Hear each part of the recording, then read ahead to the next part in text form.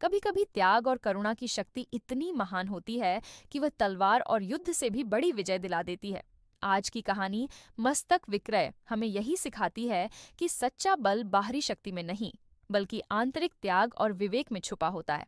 आइए सुनते हैं यह प्रेरणादायक कथा। मस्तक विक्रय कोसल के राजा की कीर्ति दिग्दिगंत में फैल रही थी।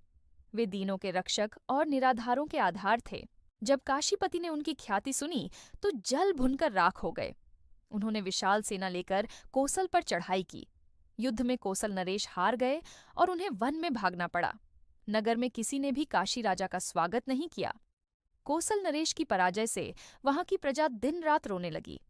काशीपति ने सोचा, यदि प्रजा कोसल नरेश को सहयोग देकर विद्रोह कर बैठे तो कठिनाई होगी। शत्रु का अंत कर देना ही उचित है।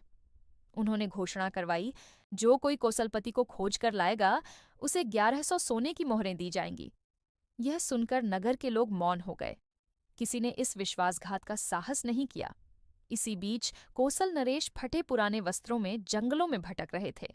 एक दिन एक पथिक उनके पास आया और बोला, हे वनवासी, यह वन कहाँ समाप्त होता है और कोसलपुर जाने का मार्ग कौन सा है? राजा ने पूछा, तुम्हें वहां जाने की क्या आवश्यकता है?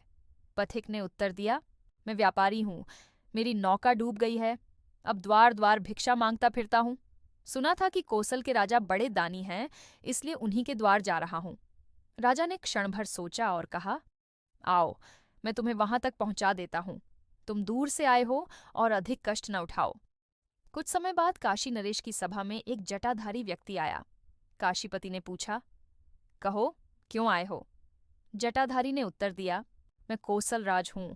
आपने घोषणा करवाई है कि जो मुझे पकड़कर लाएगा उसे 1100 सोने की मोहरें दी जाएंगी। ये मेरे साथी हैं जिन्होंने मुझे पकड़कर आपके सम्मुख उपस्थित किया है। इन्हें वचनानुसार धन प्रदान कीजिए।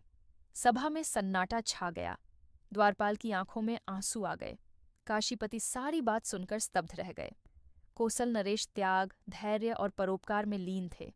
वे बाहरी राज्य से अधिक आंतरिक राज्य को महत्व देते थे। बाहरी शरीर को सजाने से अधिक उन्होंने अपने हृदय को त्याग, प्रेम, परोपकार और निर्भयता से सजाया था। उस पवित्र और मधुर हृदय में परमात्मा स्वयं अपने पूर्ण वैभव के साथ विराजमान थे। ऐसे पावन हृदय का अद्भुत प्रभाव काशी नरेश पर पड़ा। उन्होंने अनुभव किया कि कठोरता और बाहरी बल की अपेक्षा आंतरिक बल कहीं अधिक दिव्य और पवित्र है।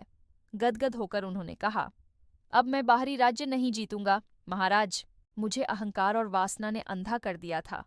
मैं हिंसा, युद्ध और लूटमार से दूसरों को दबाकर स्वयं को चक्रवर्ती बनाना चाहता था। यही वासना मुझे अन्याय के मार्ग पर ले आई। आपके प्रभाव से अब समझ पाया हूं कि मानव जीवन का लक्ष्य इन्हीं वासनाओं को जीतना है। त्यागी पुरुष को प्रारब्धवश भोग मिलते भी हैं, तो भी वह उनसे निर्लेप रहता है। अब मैं भी ऐसा जीवन पाने का प्रयत्न करूंगा। कृपया मुझे क्षमा करें। कोसल नरेश का हृदय भी प्रेम और करुणा से छलक उठा। दोनों नरेशों की आंखों से आंसुओं की धारा बह निकली। ऐसा लगा मानो दोनों के हृदयों में एक ही परमात्मा का दिव्य प्रवाह उमड़ आया हो।